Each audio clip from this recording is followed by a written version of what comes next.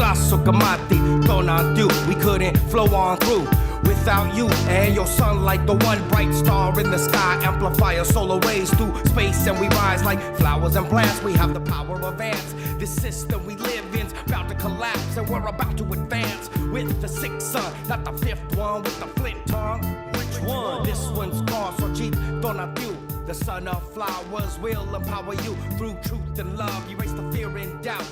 Share the hidden treasure, what them spoke about in his final decree. Now our sun is rising, we'll break the soil of turmoil. Just keep shining with your Sochi Wika. That's flower and soil. Oh, Mateo, keep us balanced on, I do keep us strong. I rise like the rays of the sun, like the gods did in Teotihuacan. The son of the sun, the son of the sun, the son of the sun.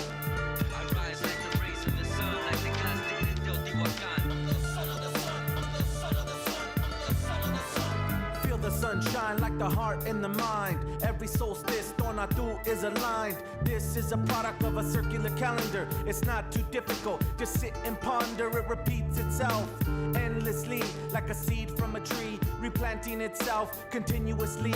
The passages of time are connected to me eternally, like the leaves from a tree. I'll grow towards the sun, connection never gone, like a mother and her son, a daughter and her father, the cause and its martyr. Donatu, you burn hotter, and Boo the fire starter. I rise like the rays of the sun, like the gods did in Teotihuacan. The son of the sun, the son of the sun, the son of the sun. I rise like the rays of the sun, like the gods did in Teotihuacan. The son of the sun, the son of the sun, the son of the sun. Scientifically, our people understood the sun, and that without its energy, everything would be undone. All things manifested right here on this planet, oh, thanks to the sun. So it's time you understand it. I wear the skin and blood of ancient scientists who understood all the process of photosynthesis. Element conversion, just like an alchemist. To understand all this, you gotta raise your consciousness. What they call a religion is not based on superstition, it's science and it's fact. They can't read and understand our ancient books and artifacts. They take a little role when it's metaphorical, really metaphysical. When we honor the sun, we honor life-giving force, cause the sun is the earth's life-giving source. It's more manifestation of creator, of course. Thank you, Donatu, for everything that you do. I rise like the rays of the sun, like the gods did in Teotihuacan. This week,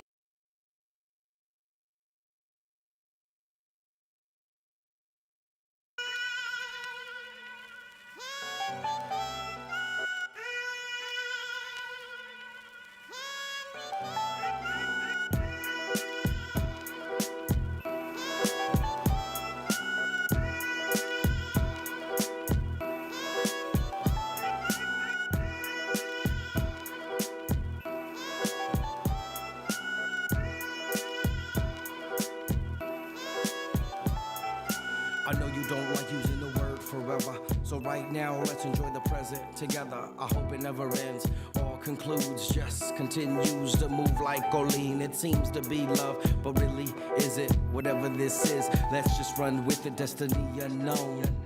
Wherever, right now, let's enjoy the present together. Whatever happens with you and me is meant to be according to our energy. Right now it's feeling hella heavenly. Set me free whenever you're next to me, and I wonder if you were sent to me for a reason, season, or lifetime. Who knows? All I know is that it's the right time. Whenever I'm around you, my light shines, ignited by your bright vibes. Emotions are like the night tides, and my heart's ablaze for your very face. I hope for no end to these days, but nothing is for show, nothing is forever. So right now, let's enjoy the present together. Nothing is for show, nothing is forever. As long as I live, I will always remember.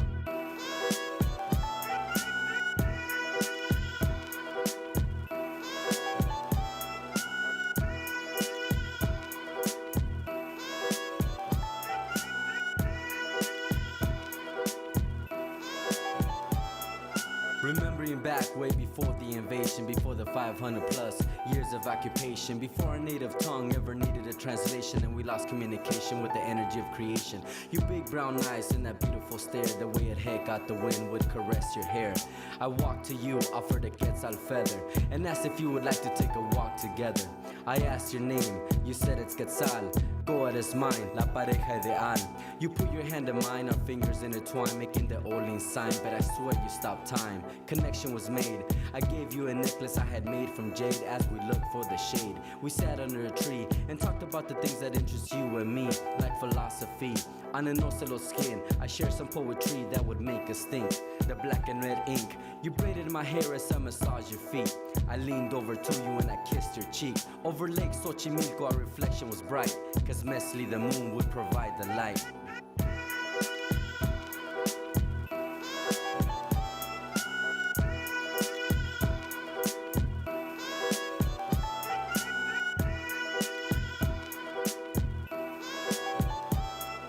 You put your spell on me with that ancient energy. Now it affects me like the moon pulls the sea. Flower in your hair, you look like the sacred tree dancing in the wind. Your delicate voice makes my world spin. Stuck to your breast like an infant. Sometimes you're full moon, sometimes you're crescent. Sometimes I question what is your intent or our connection. But you're my reflection on the lake at night.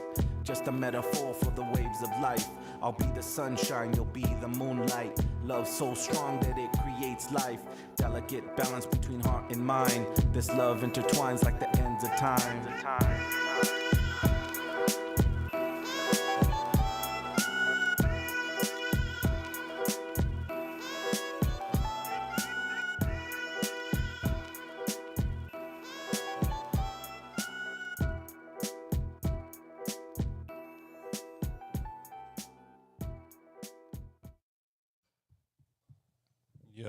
Yo, LA Natives Podcast, Las Aslan Natives Podcast. What is going down, Zero?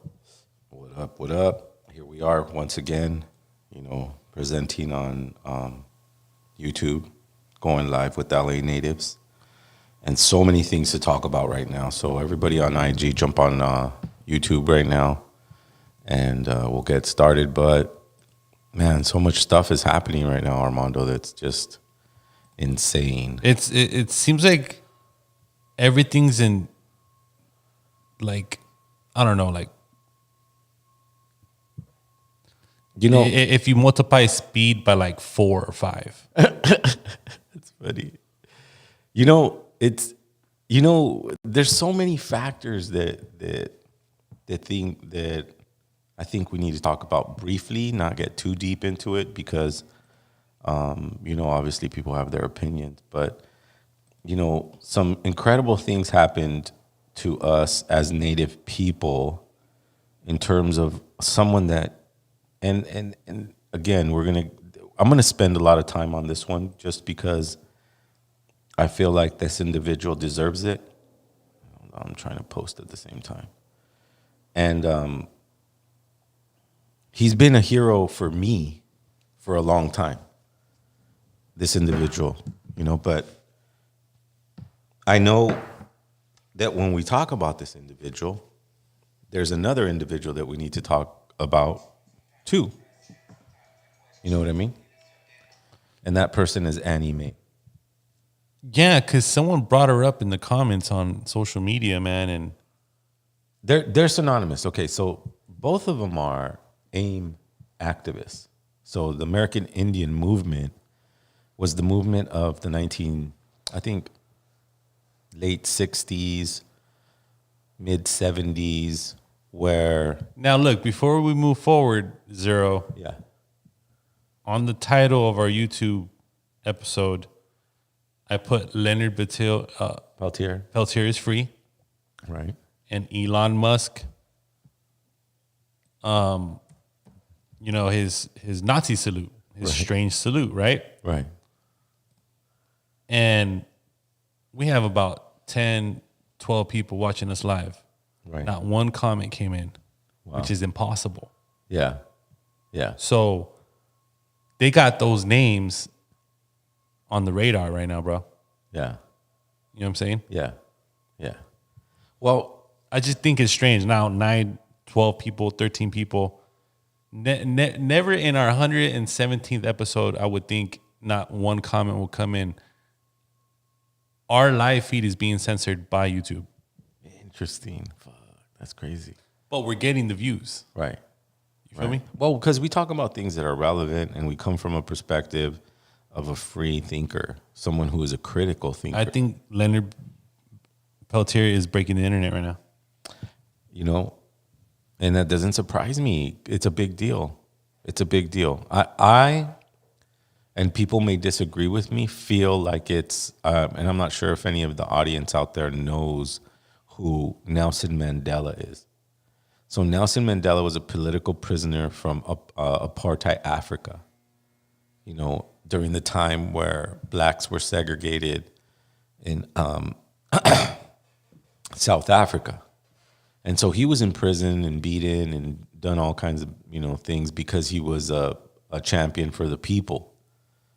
And somewhere in the, I think it was late 80s, early 90s, they released him from jail. And so I equate what happened with Leonard Peltier to something of that magnitude. Because AIM, the story of AIM is but it's the Bro, same. they locked him up for almost 50 years, bro. Yeah, absolutely.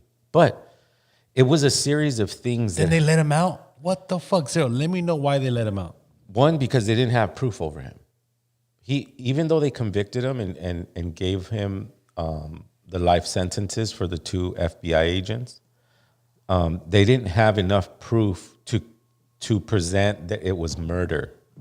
So why was he locked up for so long? Because you know, longer than me being, you know, existing on this earth. And apparently Joe Biden gets all the credit. There's a reason for that too, but these are just my theories. But the reason why he got the 2 life sentences, because they switched it in mid-trial to aiding and abetting. So if you aid and abet a murder, you're still guilty for the murder. So they couldn't prove for a fact, with no eyewitnesses, with no circumstantial evidence, that he was the one that killed them, because those guys came into the reservation full blast shooting, right? And these were FBI agents shooting at an encampment that was made by AIM, where all the AIM leaders were sleeping or being or wherever. That's their part of the Oglala Sioux reservation. So that's kind of the mid end of the story. Before AIM started uniting with the key members of Dennis Banks, Russell Memes, which is Natani Memes' dad, and John Trudell, Annie Mae, Leonard Peltier. These were like crucial members in the AIM movement. And so, and these were people they desperately wanted to, they wanted to bring, censor and just put a muzzle on their voice. That group, AIM, wanted to bring attention to the reservations because of how poor they were. And there was another tribal councilman by the name of Dick Wilson who was selling off the reservation in large amounts for the uranium that they were finding. And there. this was like a full-blown reality while at that time Americans were settling into the whole industrial boom. Right. In this fantasy land. Like the mineral. At this point, you know, living in the U.S. is like Disneyland. It's a fantasy world out here. Well, you know? So the minute they found uranium on this reservation, they put a tribal councilman by the name of Dick Cheney in charge, and then he started bullying everybody around and selling off large amounts of the reservation. So AIM formed, went to the Washington, D.C., and tried to plead their case. They didn't really listen to them, so they took over a building, right? They protest, and they took over a government building. Crazy. That's one incident. And I'm kind of blowing by the whole story. But that takes some fucking balls, bro. So I'm going to recommend the 2 movies that I reviewed before I did this podcast, and but I won't reveal them till later, because I want to just kind of explain it. And if you want the details, you can go review it for yourself. And I encourage you to go review it for yourself, because you should have your own opinion about this. We shouldn't agree on it. I just know one thing. Leonard Peltier was a role model for activists who cared about their community and were willing to put everything on the line. When I started studying about Leonard Peltier, I never thought he was going to get out of jail because he was treated like Mumia Abu Jamal. These guys were accused of killing, police officers, FBI agents. These type of political prisoners don't come out of jail. They never get out of jail. It's pretty. A perfect storm has to happen for them to get out of jail. I believe the perfect storm happened because, remember, Biden apologized for the residential schools recently, right? Like in November, didn't Joe Biden apologize for doing that to the Native Americans and putting them in the Native American boarding school? And they titled it like the official government apology, right? Which is ridiculous. Right. So he's apologizing for that. And lo and behold, they put a case, Leonard Peltier's case has been brought up to every president, almost every president that I could remember. Was it in the works before he made that Absolutely. apology? Or was it someone in the cabinet was like, wait a minute, Leonard Peltier is linked with this shit that you're trying to do, Biden, so we might have to look into it. Exactly.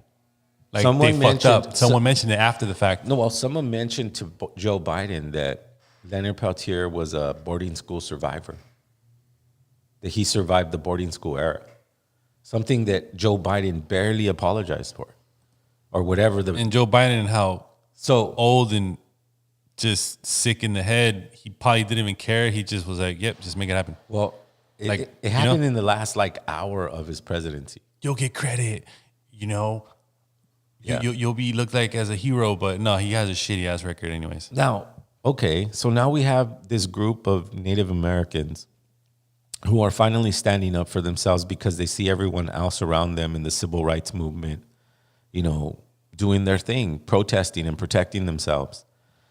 And then so they go to, there was another incident where they took over another building, but they were in the era of the Black Panthers.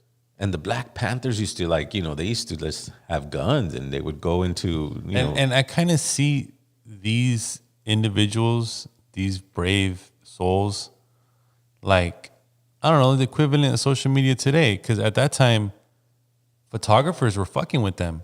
well, Photographers were fucking with Leonard Peltier.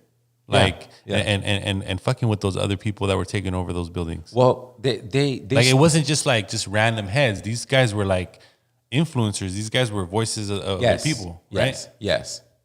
Russell Memes, John Trudell, Dennis Banks. These were individuals that were going up to all the reservations, not only the reservations they come from, and they were pulling together all native peoples together to become one, the American Indian movement. And okay, now you have a group that's getting national press, and this is before social media or TV or any, all that popular stuff or getting information to people so quickly. And they go and they do it again.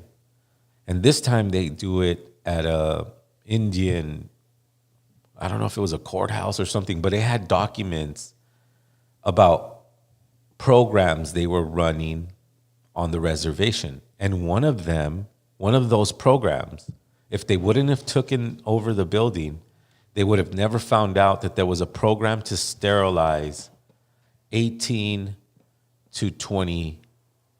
In the late 20s, they would have a sterilizing program for the Native American women. Of course.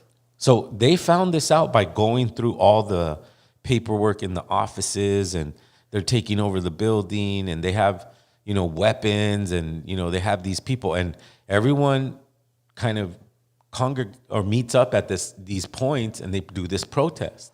Well, Leonard's there, Dennis Banks there, Russell Memes there, large amounts of AIM, Anna Mae Gaskin is there. Heavy hitters. Anna Mae is there. So they're all kind of like learning how to become leaders. And then there's a third incident. And that incident was at Wounded Knee. So they go, I forgot what the reasons were, but they go and occupy Wounded Knee. And Wounded Knee is where Custer's Last Stand was, and it's a very important sacred. It was a place where they massacred. I don't know. Wait, let me correct myself. I'm not too sure if it was the Custer's Last Stand, but I do know one thing is that there was a mass grave in that Wounded Knee area, and those people were killed by the U.S. government for doing the ghost dance. So they went to a ceremonial space and they kind of occupied it, and then the government surrounds them, right? They like bring out the army or the National Guard, and they're fucking surrounding them and they're starving them out. And the only way they were surviving was that they were sending people out in the middle of the night to go get supplies and then bring it back to the camp because the military wasn't letting any medical supplies in. So it says right here, Wounded Knee, 1973. Yes, the incident with AIM. Yes, Members of the American Indian Movement, AIM, together with a number of local and traditional Native Americans, began their 72-day occupation of Wounded Knee. yes, Their goal was to protest injustices Yes. against their tribes, Right. violations of the many treaties, and current abuses and repression against their people. yes. So they spend, a large amount of time there, and then they do the ghost dance, and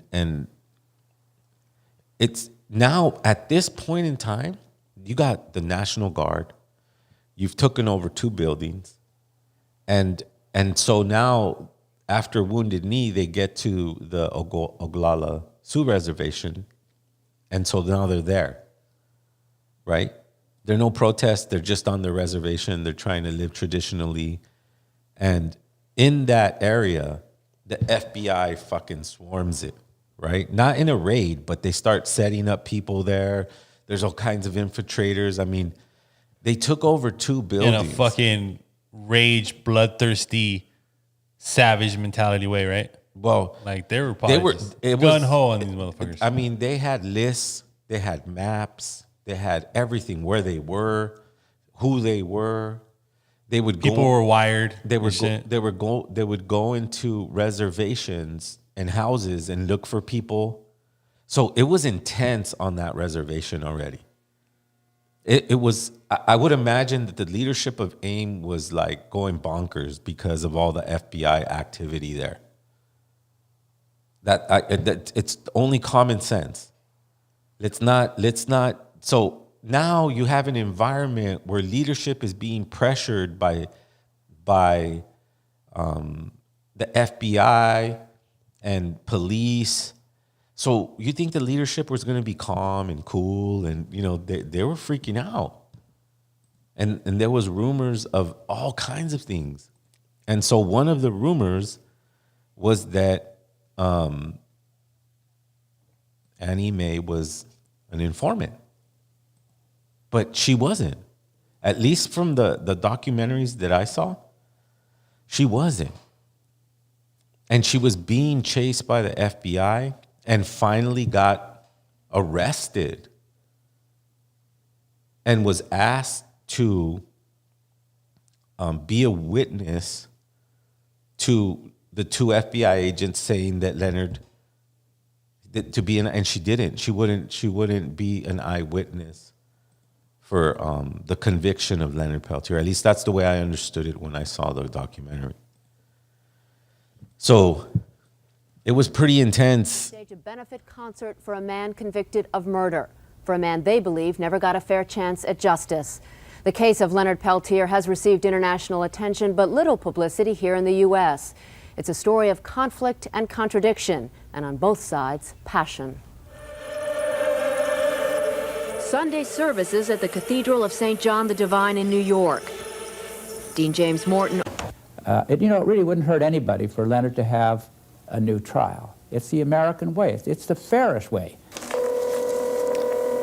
And there was people back then backing him up. I mean, that's what, 85 or something? Yeah.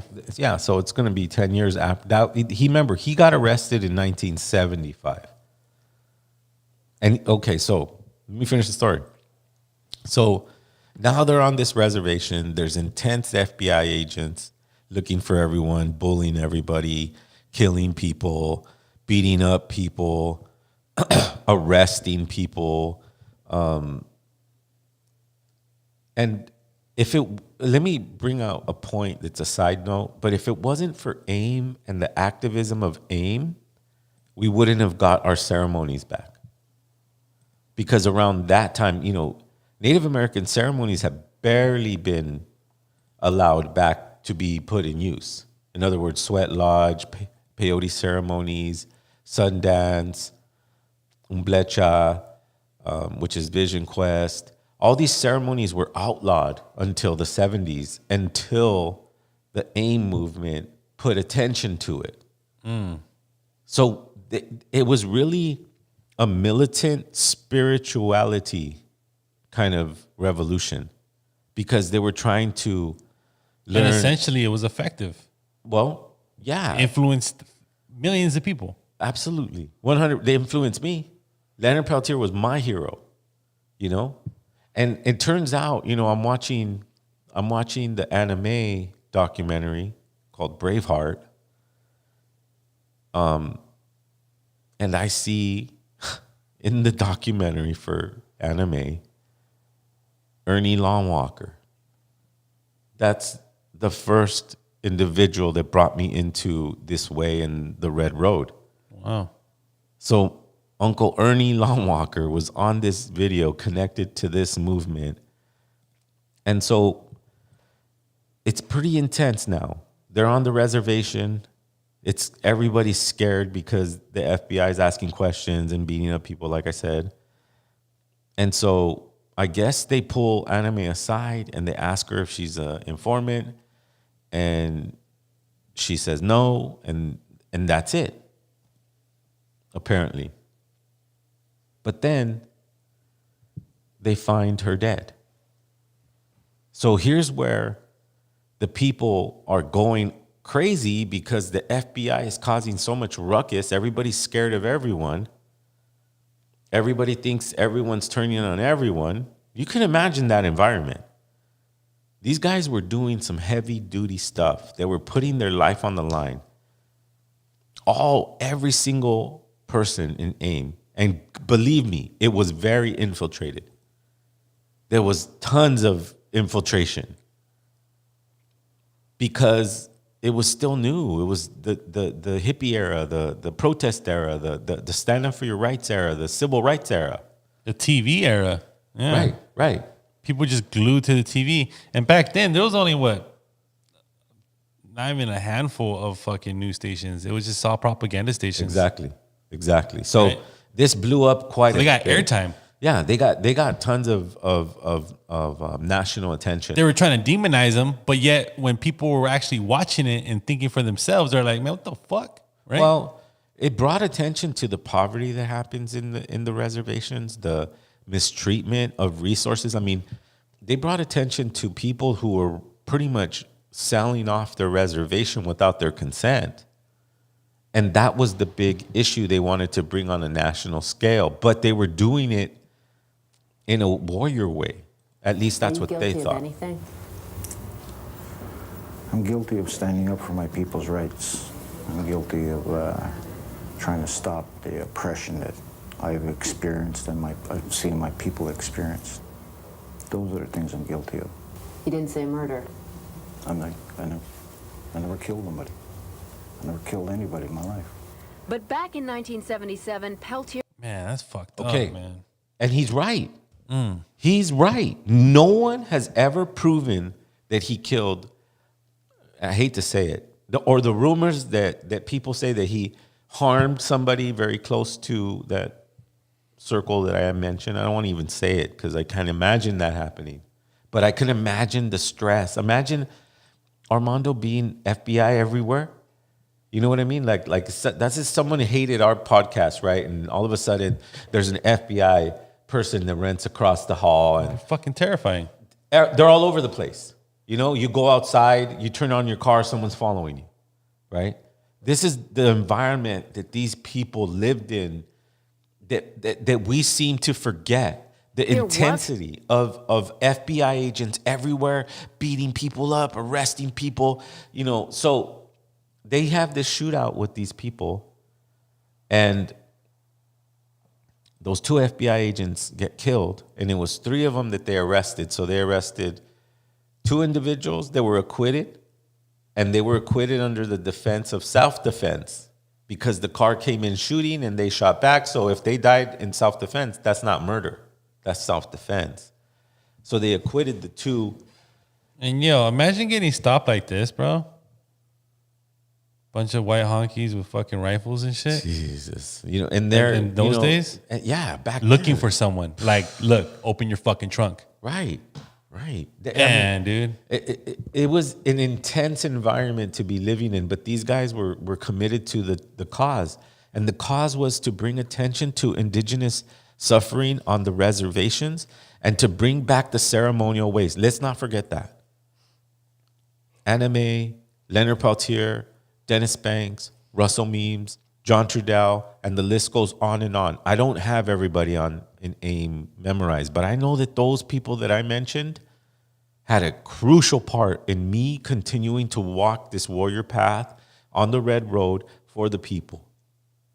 These individuals. And so I got to admit it, man. When I heard the news, I didn't believe it. I thought it was in a different reality.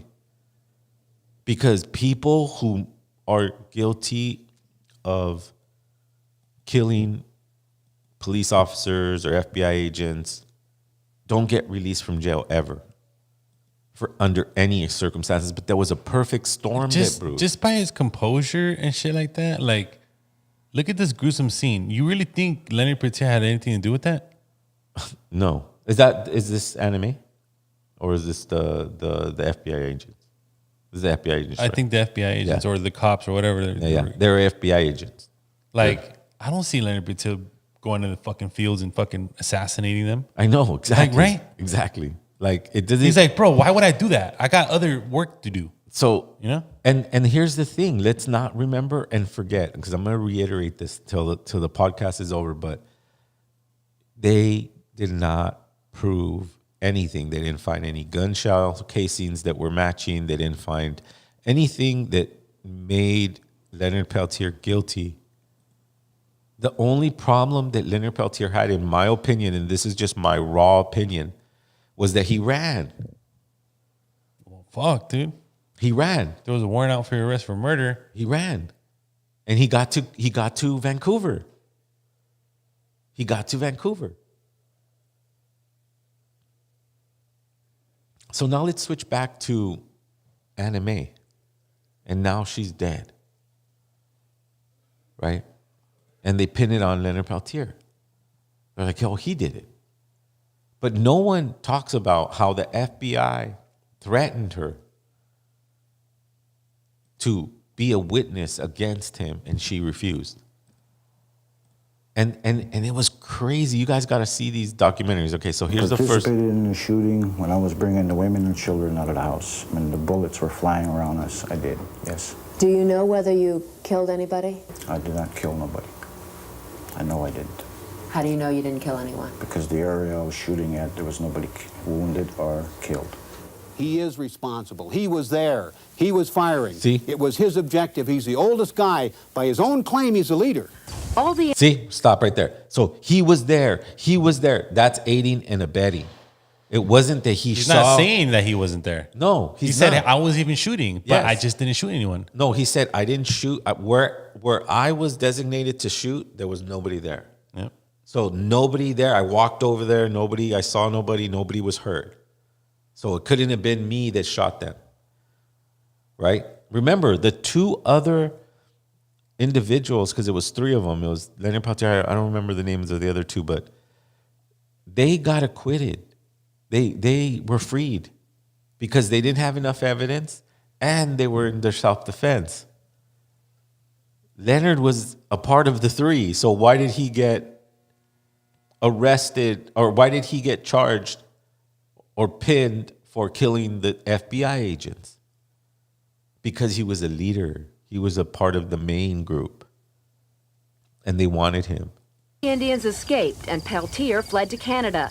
Along with 3 other Indians, he was indicted for the murders of the agents.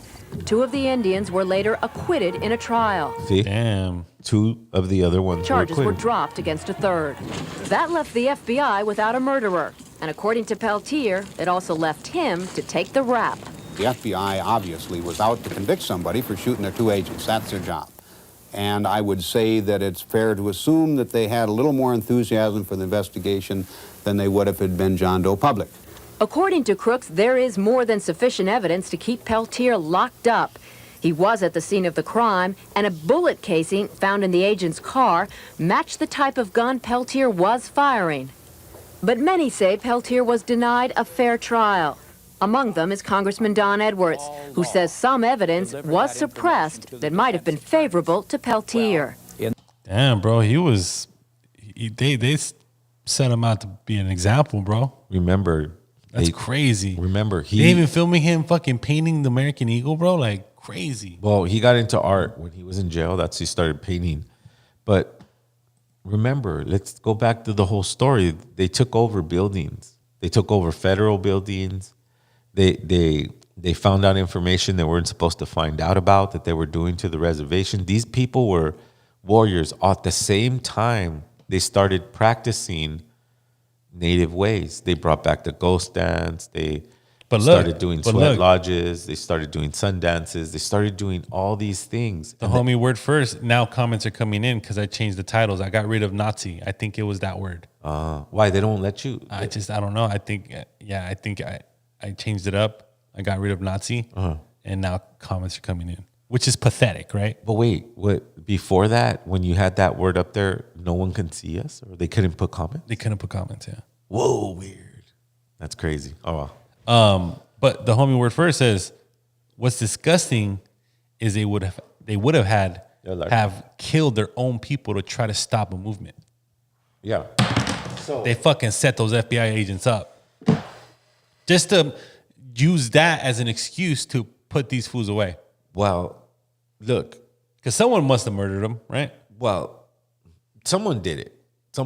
We don't know who did it, but it wasn't Leonard. For sure, it wasn't Leonard. In the court of law, it wasn't Leonard. But they had already acquitted 2 of them, and 2 FBI agents are dead after they had hundreds of them there. Remember, and he was people at go that time. They considered him the leader, the celebrity of the group. He was one of the main people, But remember, it wasn't just they were peaceful natives on the reservation and then this incident happens. That's not what happened. Keep the whole story in perspective.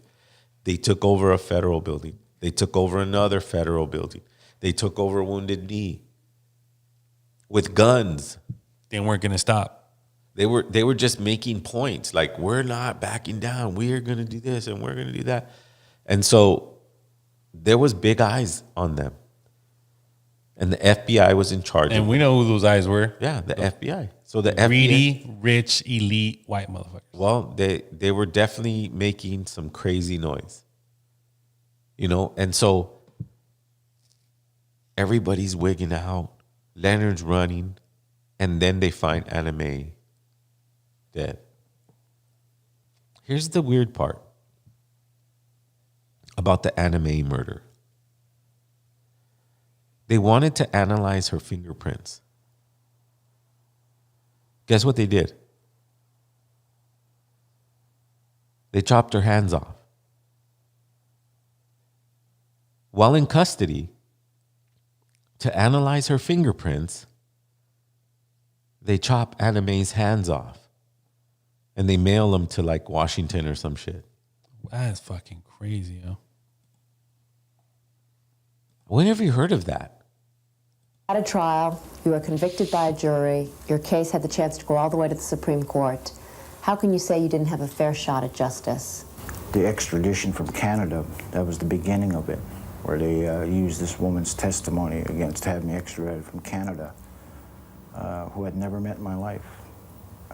Yet she claimed to have been an eyewitness. It is partially the use of those questionable affidavits. That's crazy. Yo. Okay, so he mentioned the lady that supposedly saw him or whatever. What did he say? Yeah, he's never met her in her life. Right. So this is what they did to her because they interview her in the movie for anime called Braveheart. She's called Poor Bear, something Poor Bear. I forgot her first name, but it's Poor Bear. They said that every night they interrogated her for like 2 weeks, right? Depriving her of sleep, asking her questions. And then right before she used to go to sleep, they would say, remember, you told us that you were there, right? Remember how you told us that you were there? And then they would make her go to sleep. So they did this crazy interrogation of this individual, and they pretty much hypnotized her by interrogating her all day and reminding her before she went to sleep how she was there and she saw Leonard. Crazy. Asylum in the Soviet Union. Is that what you really want? Any place is better than Leavenworth United States Penitentiary or any prison. I have no idea what it's like in the Soviet Union, but it's got to be better than this. Why do you think you're in here? Because I was a very effective organizer out there. If we're going to go frame some biggie, Damn, bro, he's speaking nothing but like profound facts and truth, bro. Like it's like They when were I found serious. out, bro, it hit me in the stomach hard, bro. Like, fuck, dude, thank God he's out. Yeah. I never thought, never in a million years where was I going to see Mumia be pardoned or Leonard because of the graphic nature of what they have him in there for. Yet Donald J. Trump pardons all these crazy white people that stormed the Capitol building, fucking ran over police. Crazy how like it's night and day. Biden pardons, Leonard Peltier, and then on the other side, Trump, forgives all these crazy lunatics. Yeah. It's like wild shit's going down, bro. It's an interesting time.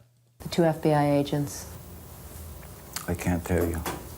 I can't tell you because there's a number of different reasons. So but you can't or you won't tell me who they are. Yes. If a bullet from your rifle had killed one or both of those agents, would you have considered yourself a murderer? No. That's a stupid question. Why not? They were trying to kill us. In the state of war, you don't consider a soldier a murderer. We're not talking about whether or not Leonard. Damn, bro. And now it's fucking, if I'm not There's mistaken, how she worded that question. that bitch though. is a Kennedy. She's a Kennedy. She was married to Arnold Schwarzenegger.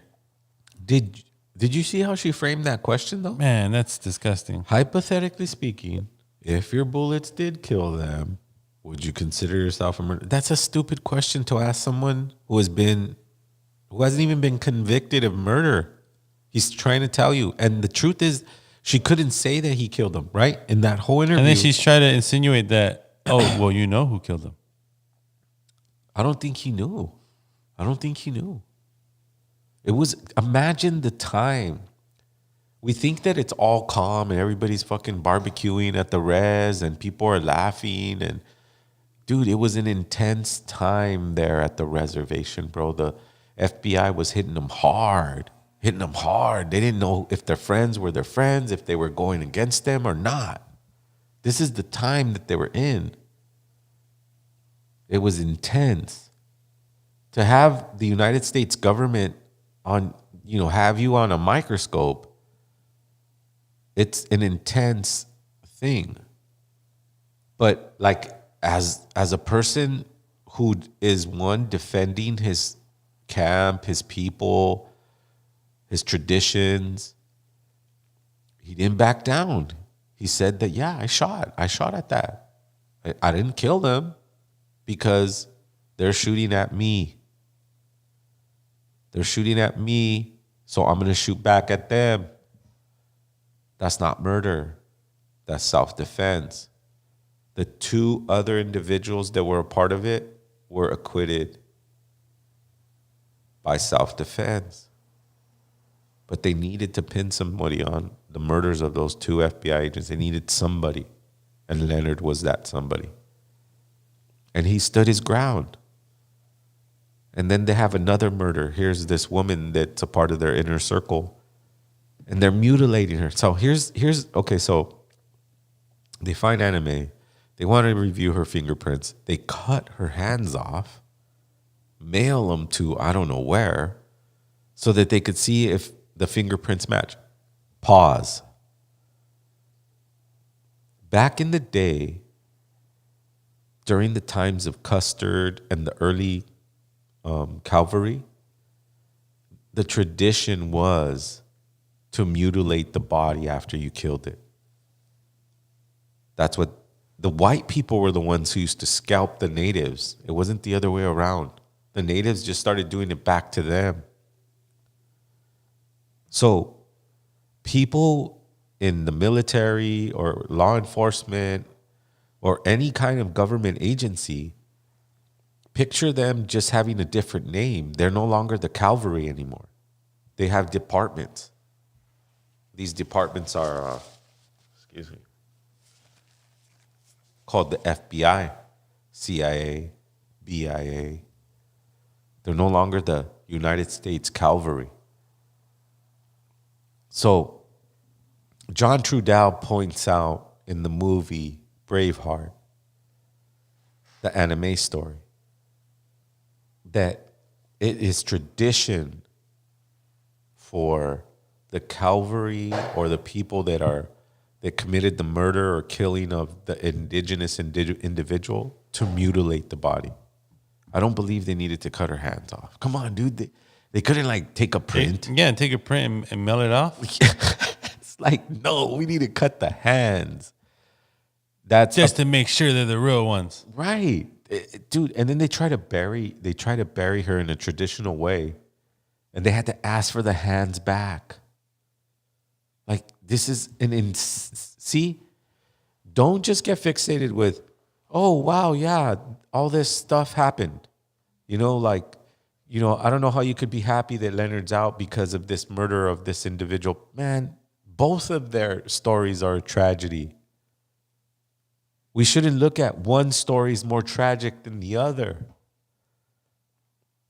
This is just a tragic story in a very racist time. Analyze what was done to them. Because at the end of the day, both of them laid their lives down. One of them physically left their life down. The other one had to sit in a jail cell for 50 years and still stand strong for his people. Look at this bullshit ass headline right here, dude. I'm gonna show it to you, Zero. How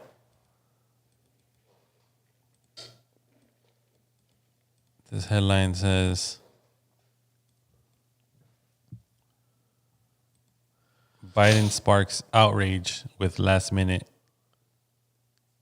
commutation of man convicted of killing FBI agents. What outrage, bro? Who's fucking outraged?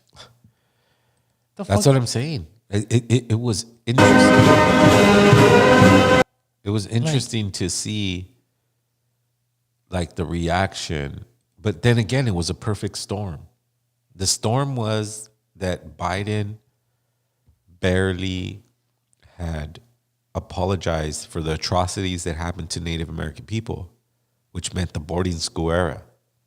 And Leonard was a victim of the boarding school era. So it kind of like went, well, we look good if we do it. Plus, it's clemency. It's not freedom. It's clemency. You know what that means, Armando? No. It means that he has to be in house arrest for the rest of his life. It's better than being in jail. Absolutely, 100%. People could go visit him. He couldn't do interviews. But he at least has an opportunity to fight for all that while he's out. Correct. But trust me, a lot of people are trying to get in contact with him right now, bro. Like, correct. He's probably like swarmed with, He's not out yet. Is he? He's not out yet. Oh shit! He has to wait till February 18th. That day is going to be iconic. Dude, that day's if he was out already and people could talk to him, dude, he's gonna be the most interview. He's like Nelson Mandela. This brother is like Nelson Mandela, and there's controversy with it because a young woman by the name of Anna Mae should not have died for whatever reason. You're blaming Leonard. You're blaming. I hope he talks. I hope he vents, bro, Here's the because thing. he has to, man. Here's Like the thing. they put him away for that long. In the documentary for Anime, no one really talks about how the FBI agents threatened her life. Said if you don't testify against Leonard Peltier, or if you don't testify in our way, or I don't know if it was about the Leonard case, but if you don't testify on we're gonna kill you. You won't live the rest of the year. And then that's what happened. That's what the witnesses say in the documentary. So that's kind of like a rough. Excuse me, my nose started running. That's some weird shit, man. So sorry. And I hope he vents. I don't expect much of Leonard. I don't even want him to like kind of. I know Waste his time. Not necessarily waste his time. It's kind of like. It's like if you see him at Starbucks, what would you tell him? Me, I'd be telling him, this is the way I feel. I would say, Uncle Leonard, thank you for your sacrifice. I hope that you find a peaceful moment with you in the fire, because I know that you and the fire have a lot to talk about. And I know that fire is going to honor you for being committed to your people, for being committed to yourself and your story, how you didn't bend for this government. You became a brilliant painter, and you painted your elders, you painted the buffaloes, you painted the eagles. You didn't let America destroy you because you knew that you come from a people that can't be destroyed. That's the symbol. That's what I would tell him. Man. That's just a little freestyle, but I don't, if... He did his time with honor and dignity, bro. Yes. Because, bro, like, I'm 40. He did more time than my age, bro. Like, I can't imagine it. That's why it hit me hard, bro. And knowing that he's a native, activist, it just goes to show how dangerous it is out there. During his time, I personally don't agree with like violent interventions of any kind, but they had to take it to that level at that point. At one point. But the most important part for the A movement for me was getting the spiritual permission again, right? And that came with like Leonard Crow Dog. That's who it's crazy because the sweat individual, the sun dancer that I used to go sweat with, his like teacher was Leonard Crow Dog. Like he had a connection with Leonard Crow Dog. And this whole time, and if you're watching this, homie, DJ Free Leonard. Yeah, hey, Free bro, Leonard. Like, it happened, I'm dude. the co-founder of Underground Hip Hop Blog, chief editor, bro. I know you reached out to us plenty of times. Ultimately, I respect the movement. I know you're his nephew, and much respect. I'm sure you're ecstatic right now, but like, your music was just horrible, bro. Like, it was the most corniest shit, my man. And there's a point where, like, me as a hip hop influencer, right, Zero? Like, if it's really, really, really corny, you can't give it the time of day. Well, but then I realized, it wasn't even about that. No. It was He about just wanted the to get his uncle out. Yeah. and his release was through hip hop, and maybe he was not a rapper at one point. He just decided to use that angle to create awareness. Mm-hmm. So don't think, homie, I wasn't aware of your uncle and the cause you were bringing to the hip hop community, my man. And I know you had a lot of OGs, you know, give you the cosign and shit about the movement and about your uncle. But like for me, I'm a raw hip hop head, bro, and it just has to be dope music. Right. Well, I mean, do you know about DJ Free Leonard? It was his nephew, like going. I've met him several times. Okay, I've met him several times. He's from the Bay Area. Yeah, it's fucking like to me, it's cringe music. That's what I call it. No offense, DJ Free Leonard. Right. You know, if you want to talk, let's talk. But jump on the show. But this particular, so I just kind of went over a brief overview of a synopsis of two researches that I did last night, because I was pretty excited to do this podcast because, I mean, I never thought they would free Leonard Peltier, but they did. You think he even thought they were going to release him? Nah, I really didn't. Came out of nowhere, bro. Right? I really didn't. Biden fucked up. He did the apology, and he was unaware of anything. And someone in his cabinet fucking put the two together. Maybe, his name was blurted out. I don't know, man. And you know how some people try to take some credit for some shit. Look, and they're like, look, dude, in order for this to work, we need to let this man out. You know? Even, and this is where it's kind of like, interesting. It's interesting because they would have let him out years ago if this shit was. The thing is that it's a perfect storm. It is, huh? They apologize for the boarding schools thing or the Native American. It's all timing, atrocity, right? And then so they mention him, and in a way, they don't look too bad because they never proved that he murdered anyone. It's just that someone had to take the fall for those FBI agents who lost their life. And it was based off this girl's testimony that he never met in his life.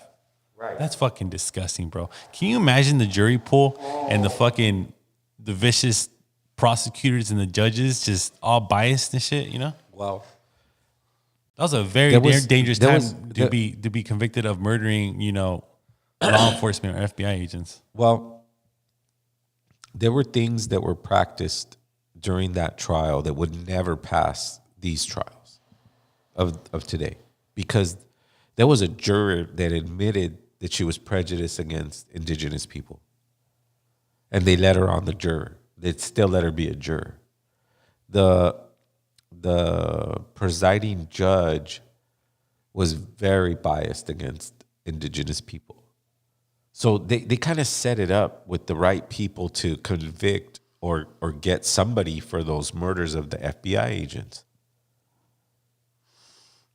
This is the type of country we live in. If they decide to turn on you, they will. Look at what's happening with the mass deportations, right? The farms, it's not even the farm workers, the farms are going, we won't last 2 days without those workers. And I don't know if it's me, Zero, but I'm looking on the internet and you put in the word Elon Musk. I just think it's strange how 48 hours ago, he was all over the news doing this Nazi salute and shit. But and then I looked him up, all kinds of headlines. Yeah. But now, there's only one picture of him doing it, and everything else it's scrubbed out. Fucking insane, right? Yeah. It's just they essentially run the planet now. Just like and it makes sense because that's Google, right? Who was at the inauguration? Mark Zuckerberg, right? The Indian dude that runs Google, right? Fucking Elon Musk that runs X, right? And Jeff Bezos, bro. Right. All the tech people. So all you fucking fake fuck activists or lefties that are like trying to cancel Elon Musk. Well, why don't you get off of Facebook? Why don't you get off of Instagram? Stop ordering through Amazon. Well, it's just They that- just control the world. Stop watching Google or YouTube. Well, Dude, all those people were at the fucking inauguration. That's bizarre, bro. But That has never happened in the history of this country where all the top guys that are running the world are in that building. Well, we talked about it earlier in previous episodes where we understood that the oil oligarchs are done. The Bushes. These four dudes are the big celebs now. We're in the era of The tech. CEO of YouTube, Right. Mark Zuckerberg, Jeff Bezos, and Elon Musk. Well, I mean, Jeff Bezos does all the delivering of goods. Mark Zuckerberg does the social media, so Instagram, Facebook. Google is Google. Fucking knows everything, spies on everyone. We're in the, Exactly, right? We're in the fucking tech era, right? And in this era, And what does Elon Musk do? He's the guy that put out a great electric car, and now he's taking us to Mars. well, Elon Musk is he provided the technology. He created PayPal. Well, I got a runny nose out of nowhere. It's weird. Anyways, Elon Musk provides the technology for the cars, right? You know, remember, we're going into smart cities, right? Or at least they're trying to put it or make it so that it's smart cities. And that we finally get to the point where we cut down on the accidents and we're doing it for our benefit, but the driveless cars. Electric cars, driveless cars, and the technology that comes with it is going to limit you from going outside of the city because you're not going to be able to program these things to go outside of the city. So we're entering a fascist era, an authoritarian control. Yo, that was a fucking hard Nazi salute, bro. That's nothing that he And just faked, bro. here's evidence. Like That shit. He didn't even do it like in That's a hard salute. That's not a mistake. People are going, oh, he mistakenly did it. He mistakenly did it. No, he's proving a point. Like, you're our subjects. We rule you. Right? We rule you. Like, this is where we're going with this. This is Oh, you know who's New World. So, okay, check this out. In the speech that Trump just did, he's suggesting to his buddy Elon Musk to purchase TikTok, bro. oh shit. And to have the US government be 50-50 partners to own TikTok. Right. Isn't that fucking nuts, bro? We're entering. So we're so entering that now. era. Now it's funny how Elon Musk is getting into the social media game. He purchased X. He's doing so well, apparently, that Mark Zuckerberg is now trying to pick his brain. Right. Well, we're in the tech era. We're in the tech And then era. now, if Mark Zuckerberg finds out Elon Musk is going to buy TikTok, who's going to be the big fish now? You know what I'm saying? Yeah, he's already a big fish. I mean, if he's in the president's ear, and so a lot of remember, we're in the tech era.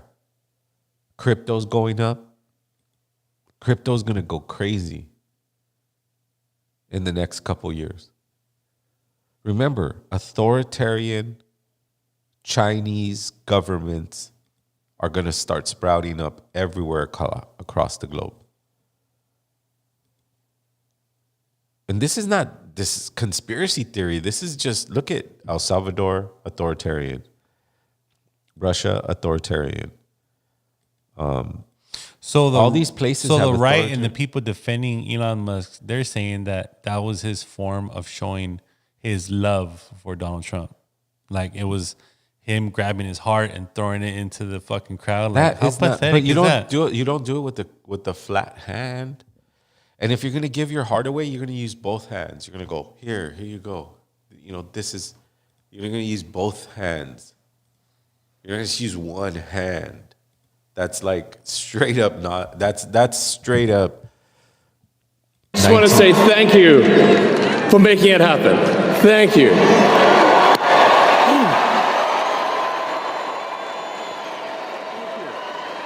My heart goes out to you. See, his heart goes out. But that was a like with that. Yeah, dog. That's not a mistake. That's a blatant. No, it's a sign. Yeah, it's a sign. It's blatant. Yeah. It's blatant. Like, there's no way around it. And the weird part about it is that just like I never thought they would release Leonard Peltier because he's such a political prisoner. I mean, like, he's accused of killing 2 FBI government agents. And I never thought that you would get no repercussions. But they released him right before, 24 hours before Trump was going to get elected. So they figured, hey, we need to do it now, because if we don't, Trump's not going to let him out. Oh, yeah. Trump wouldn't let him out. For sure, he wouldn't let him out. Trump's more of a law enforcement person. And we'll get into, the next podcast next Wednesday about what I feel about that. But this Leonard Peltier and then situation, how it was like you had to clashing with anime. Yeah, but it was like for you had to pinch yourself. You had to be like, wait a minute, did I just hear this? Right? Yeah. What the Elon Musk stuff? No, about Leonard. Yeah. When I woke up and I saw it, I was like, it must be a joke, dude. I got to admit, like, I got teary-eyed. Because I gravitated to that story. I don't know why. I just did. I didn't know too much about the anime stuff, and forgive me for not, because I know there's a lot of activists and a lot of opinions that want to side with the fact that Leonard was harmful towards her. And I don't know. Those stories are 2 different stories, and in my opinion, both of them gave everything to this movement, the movement of protecting your people, the movement of protecting your ceremonies, and being brave enough to do them again after so long. These guys are heroes, Anime, Leonard Peltier, because we're up against racist individuals that we just saw. Nothing has changed since they came. They've never liked us. They've always been those people. As a matter of fact, Hitler studied the U.S. and did what the U.S. did to the Native Americans, he implemented in his country. This is the type of individuals that are feeling like they're gaining power, right? That it's their turn to rule the world, just like the oil oligarchs ruled the world of the past. But we have symbols in our culture. We have brave souls that connect with those ancestors that give them the bravery that they need to survive. And that's Leonard. Him coming home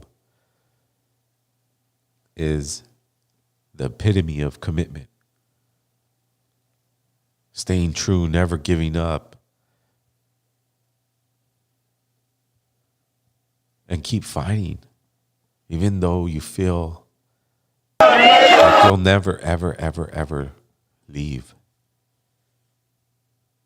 Did you hear him? Like a few seconds ago, Armando plays that he'd rather be in Russia. He'd rather be anywhere instead of that prison. And he spent 50 years there. 50 years. Right here, Slick Chick says, love and respect to Leonard. He was never convicted of Anna's murder. Yeah, I know. I know he was. FBI set him up. Yeah, absolutely. Well, but there are, what was her name? Or whatever. Slick Chick? Yeah, Slick Chick. Shout out to Slick Chick. he wasn't convicted of any murder. Any murder. It's just that people get into that, oh, wow, it was just a shootout. No, it was not just a shootout. It was an intense FBI bombardment on the Oglala Sioux Reservation, where these key players were living at the time. So, but at the end of the day, they couldn't prove one murder. They couldn't pin one actual murder, one eyewitness, one evidence, nothing that would say that he murdered Anna Mae or those two FBI agents. So I can't wait to hear what he has to say when he comes home. And I'm so happy that his feet get to touch that land again. Because he thought he was never going to do that ever again in his lifetime.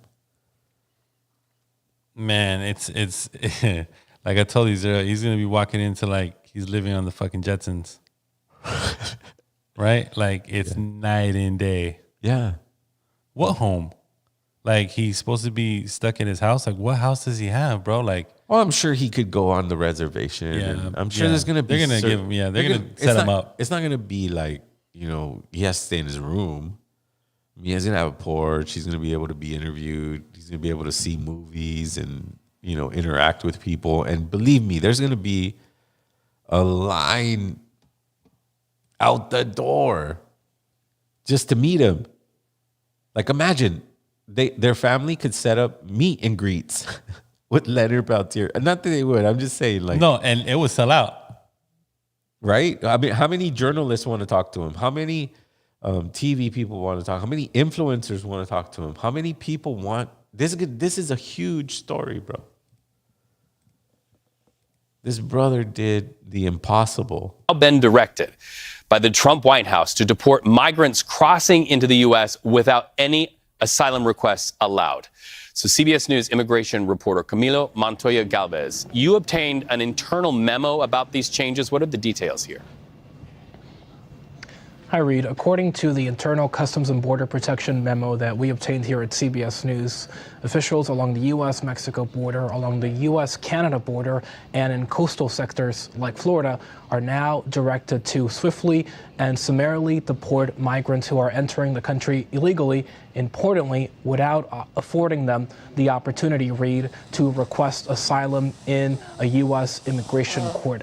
That traditionally has been an obligation under domestic and international refugee law designed to ensure that governments are not sending people to places where they could be persecuted. But that asylum law under, again, domestic and international treaties has now been suspended effectively by this order by President Trump that cites an authority known as 212F that allows President Reed to suspend the entry of foreigners who are determined to pose a detrimental impact to U.S.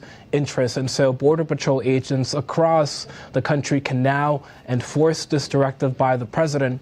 Some people may ask, Reed, that the Biden administration had already imposed restrictions on asylum and whether that policy is still in place. And the answer to that question is that, yes, the Biden administration had imposed significant restrictions on asylum, but that policy still allowed some people who expressed concern and fear of being harmed in their home countries to be interviewed by an asylum officer.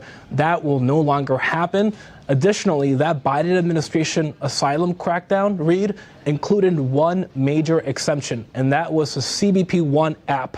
That is the smartphone application that the Biden administration used to allow people waiting in Mexico to request a time to be processed in a legal and orderly way at official border crossings.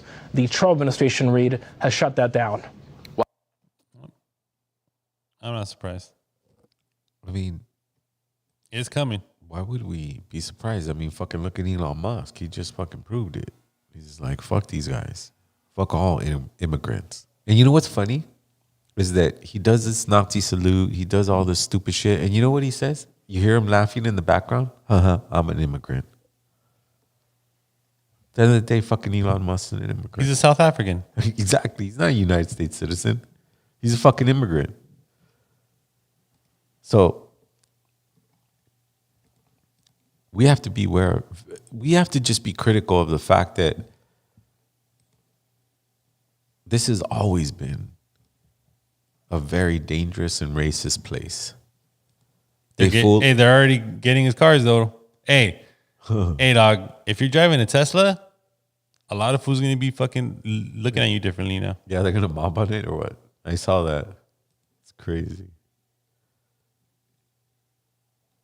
He does represent brands, you know what I'm saying? Yeah. That Nazi salute was clearly just night and day, bro. Yeah. I don't know. People think they're invincible. You know, we just got to be very careful during these times. A lot of things are happening that are really going to be challenging to navigate. You know, mass deportations is no joke. I mean, there's going to be some very serious disruption in the food industry, the fruit industry. I mean, they're everywhere. They're everywhere. Our brothers and sisters are everywhere, and they're terrified. They're terrified because this individual that just became president is an authoritarian president. He's not give a fuck about anybody who isn't a millionaire. And we're like kind of, we don't really know how to deal with that just yet. How much money was in that room, bro? If Bezos, Zuck, Elon, and the Indian dude that runs Google. It's like over $1 trillion. Trillions, bro. And they're all scheming to buy TikTok. That algorithm was killer, bro. TikTok algorithm was killer. It's not the same since they rebooted it, but that was a killer algorithm for a minute. Yeah. New technologies will do that, you know? There'll be something else.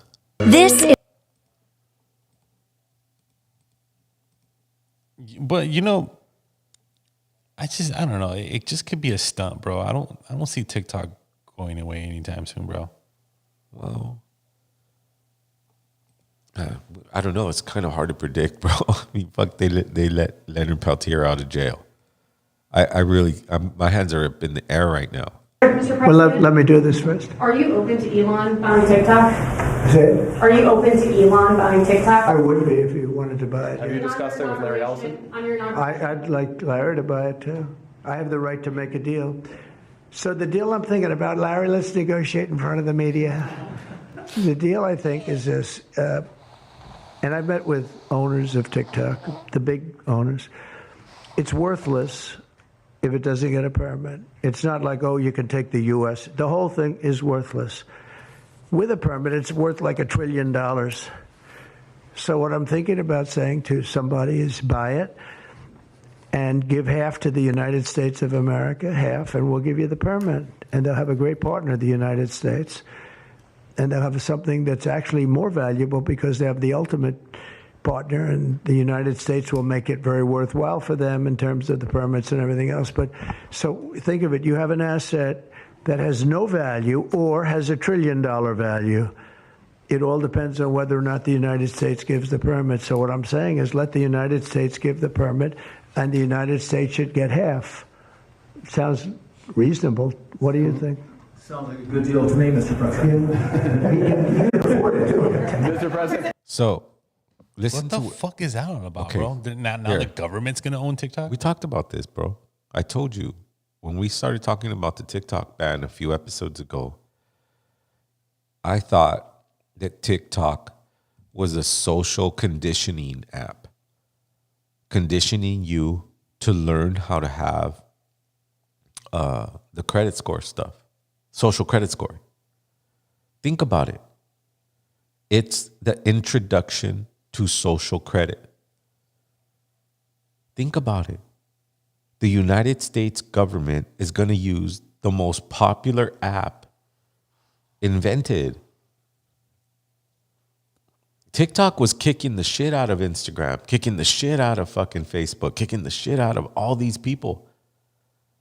And they went. And they were paying their influencers very healthy. Not only were they paying their influencers healthy, but we talked about this. We said that social media, or at least TikTok, was being used to condition you how to censor yourself, because people who are on TikTok don't say certain words.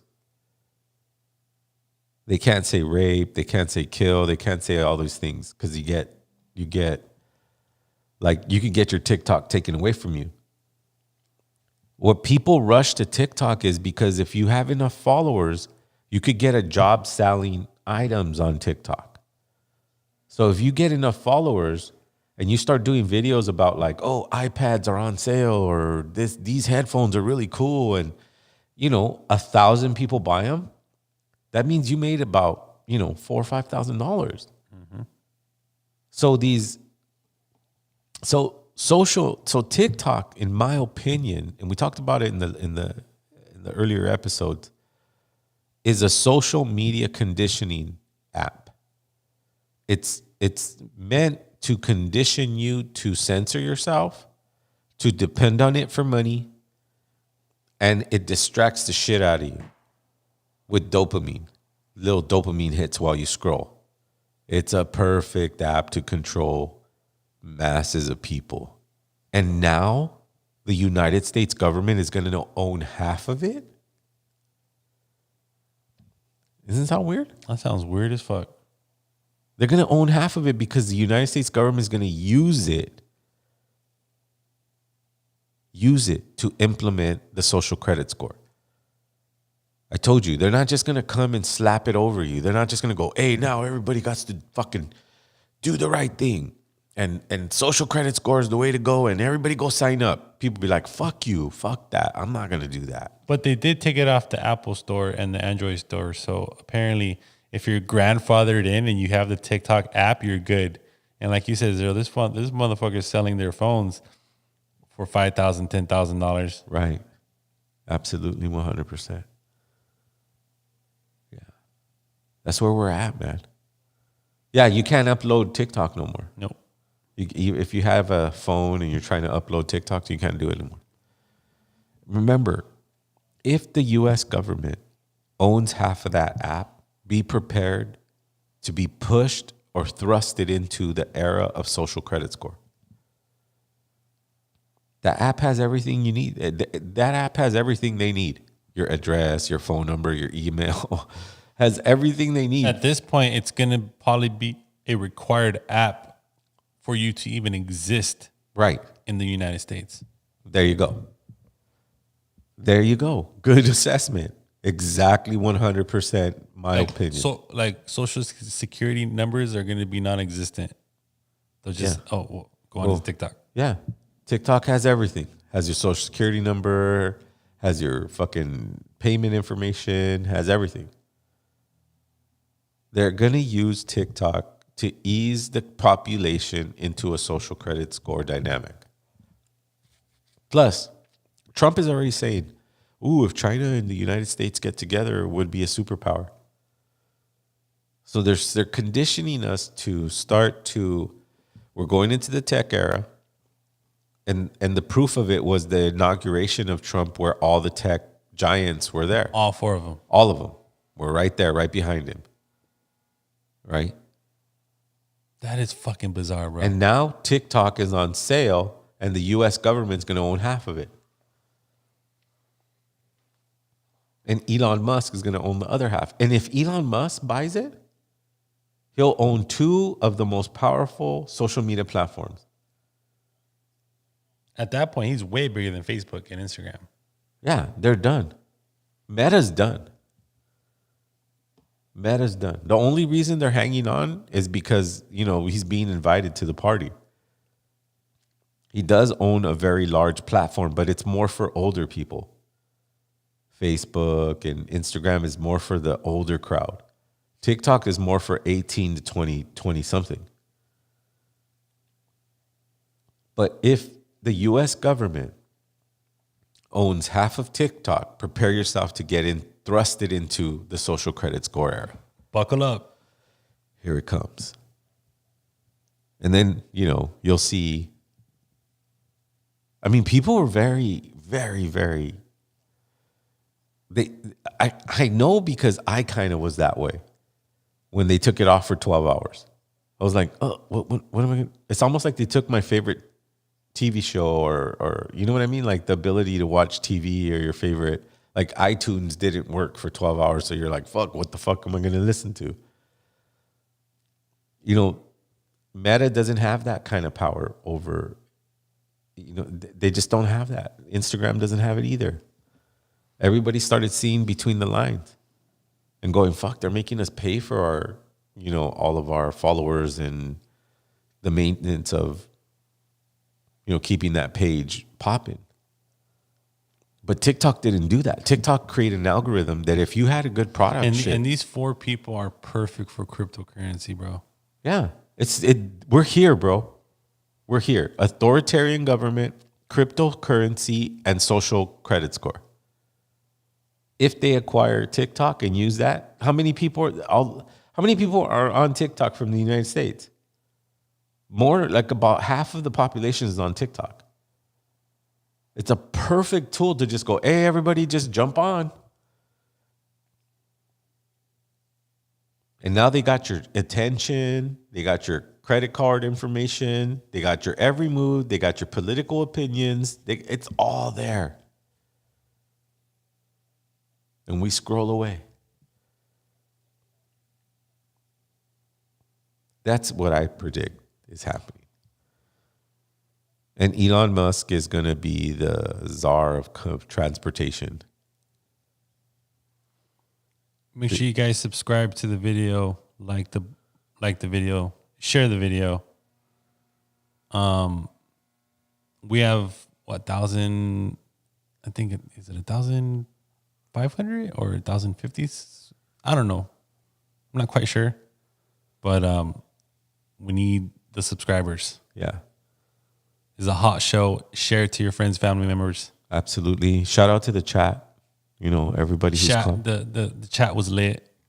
They always come through and they always have a great opinion. And yes, it was the word Nazi, I think. I got rid of it, and then the comments are coming through. It just goes to show, bro, they have control of these lives on YouTube. We're getting into the era of censorship. They're scrubbing Elon Musk to make him look good. Well, he fucked up. He really fucked up. He should have never. That's a big fuck up right there. Huh? That's a huge fuck up. That was like him being him. Yeah, like that. Everybody's like, "Don't pay too attention to it. Don't pay too attention to it." Dude, he's being very blatant about that. And so, let's just be aware of the time we're in. It's going to be an interesting 4 years. Mass deportations. The tech giants ruling a lot. Cryptocurrency. Authoritarian government. Pay attention to the World Economic Forum and what they're planning. Because they always plan in 10 years, 20 years. It's not overnight. It's a slow process. But we can't forget where we come from. We come from that warrior spirit. And honestly, dude, Leonard Peltier gave me hope, bro. Like, I was just like, damn. Well, that's what I was about to mention. We come from that warrior spirit. Those uncles, those leaders, John Trudeau, Dennis Banks. Those people were inspiring to me. I know they had their flaws, and everybody has their flaws. It's an intense time when you're trying to heal your people and you're trying to bring them out of poverty, stop the suicides, stop the alcoholism. It's an intense atmosphere to try to cipher out love respect, and commitment. But in my opinion, these brothers had it. And yes, they were infiltrated. And yes, they were manipulated. That's the government. They're not just going to let you come in and do what you want. You follow their rules. And you don't make any noise about it. And that's what the AIM movement did. They made too much noise. And that wasn't a bad thing. We needed to hear that noise. We needed to study that noise. And we finally got to a place where our uncle's coming back. He's coming back home. Leonard, thank you so much for your dedication to your people. Thank you for inspiring generations of warriors that are trying to make the same commitment you did. Maybe not as graphic, maybe not to the point where we're giving our lives away by sitting in a cell for 50 years. But kind of putting that same kind of commitment and love to our families, to our communities, to our elders, to our ancestors. Those are the examples that I got from those individuals. I feel like without them, I wouldn't be me today. I wouldn't be here on this mic, sharing my heart with you, sharing my spirit with you. I just want to thank the Creator for keeping those spirits alive in our hearts. Much love and respect to Anime. I encourage the community to go see her movie, to research her movie. It's called Anime, Braveheart. And I would suggest the Warrior documentary on Leonard Peltier. And make your own conclusions. Use their inspiration and energy and put it into your community. Put it into your family. Our elders live with us and they give us strength. And Leonard's living proof of that. So I hope, Leonard, that you get to stand in front of that fire and let that fire honor you for your commitment to your people. Welcome home. Tlasokamatli, Ometeo, Tonansin, Tonatu.